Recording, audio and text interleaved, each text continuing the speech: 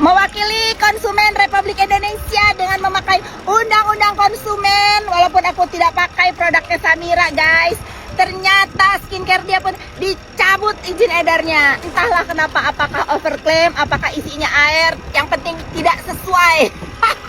Tidak sesuai dengan promo-promonya itu. Itu namanya apa Samira? Overclaim. Aku mau kasih peribahasa dulu. Pecah cermin dibelah, maling teriak, maling. Pecah cermin dibelah, maling teriak, rampok. Aku sangat mengapresiasi sekali BPOM, ternyata sangat fair ya, sangat fair untuk memberantas skincare yang tidak sesuai aturan. Hari ini diumumkan lagi beberapa produk skincare, salah satunya adalah punyanya Samira. Nah ini Samira harus koreksi diri ya. Sekarang aku bertanya ke Samira, kesalahan Dokter Reza itu apa sehingga dia dibully habis-habisan seperti pernyataan kau tadi di depan persidangan. Karena apa? Karena dia ini doang, apa namanya, flexing.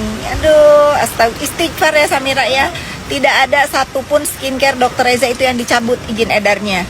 Ini bukan perkara dia kliniknya pakai treatment produknya apa. Skincare dia nggak ada yang dicabut. Kalau kau udah pasti dicabut 4 lagi. Bravo BPOM, keren.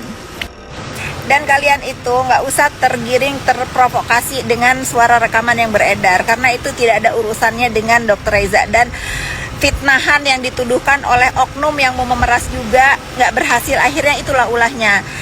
Dokter Reza, aku tanya tadi apakah dia akan klarifikasi, dia bilang nggak mau karena akan langsung membawa ini ke ranah hukum. Dan aku mendukung dan insya Allah aku akan bersaksi. Kenapa ini bisa terjadi? Ancaman apa yang diberikan oleh yang menyebar, yang memberikan kepada kubu sebelah itu ya. Nantikan saja teman-teman semua. Ini kita harus berantas premanisme di dunia maya ini. Ngeri, sangat mengerikan karena bukan hanya dilakukan oleh terdakwa, sudah banyak yang follow. Salah satunya itu yang punya rekaman rekayasa. Ngeri. Makin panas nih, mantan asisten Nikita Mirjani turun gunung, bongkar aib mantan majikan. Dari sini kita belajar nih, jangan terlalu baik dan jangan terlalu percaya kepada orang. Karena gak selamanya mereka bakal dukung dan ada terus sama kita. Yang ada malahan mereka tuh malah jadi musuh terbesar buat kita. Contohnya nih, dari kasus ini nih, kita jadiin contoh nih. Hati-hati makanya. Demi Allah, demi Rasulullah, saya bukan buzzer.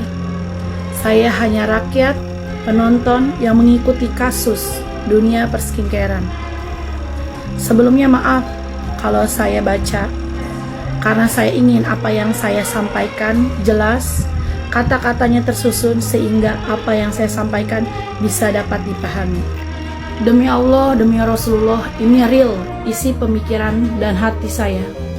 Saya ungkapkan, saya tulis agar saya bisa mengulang kembali dengan cara tersusun. Karena baru kali ini saya speak up mengikuti kasus sidang sampai berlarut-larut tanpa kejelasan yang jelas. Semoga dengan ini setelah saya speak up di sidang nanti, Kaniki bisa bebas dan berkumpul dengan anak-anaknya. Dengan adanya Kaniki, Doktif, Dokter Oki, jujur saya pribadi sangat-sangat terbantu yang otomatis terselamatkan dalam memilih skincare yang benar.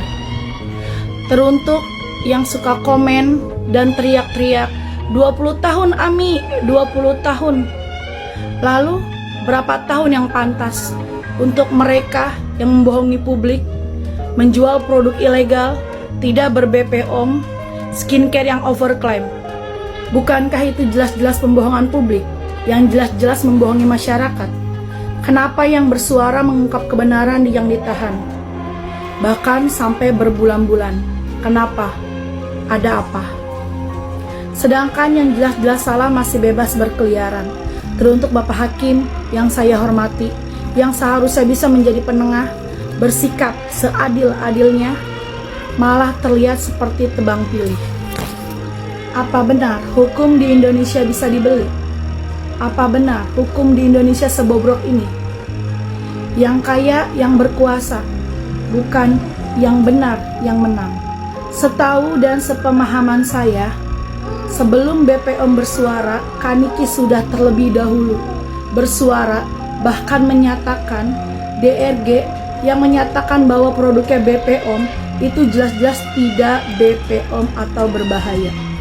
Bapak Hakim yang terhormat, saya hanya ingin mengingatkan bahwa kasus ini lagi disorot jutaan masyarakat. Kualitas Bapak Hakim sedang dilirik, diperhatikan oleh rakyat. Kalau Bapak bersikap yang tidak seharusnya, berarti Bapak sendiri yang sedang memperlihatkan atau Kronologi Nikita Mirzani emosi hingga sidang diskors karena ricuh.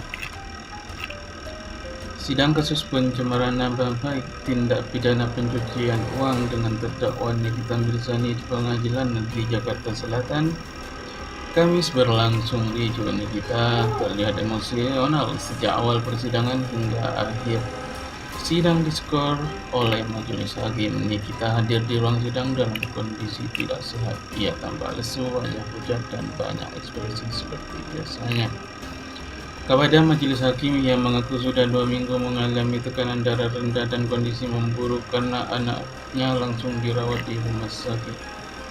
Sebetulnya 2 minggu ini tensi saya rendah dan kebetulan anak saya mesti dirawat di rumah sakit, ujar Nikita.